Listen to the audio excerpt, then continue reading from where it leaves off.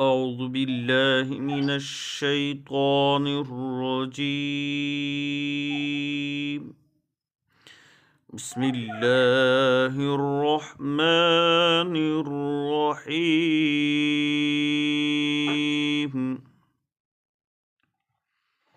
يا أيها الناس اتقوا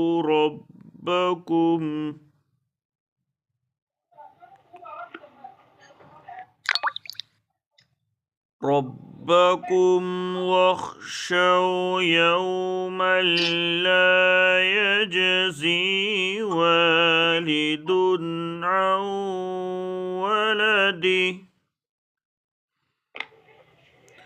ولا مولود هو جاز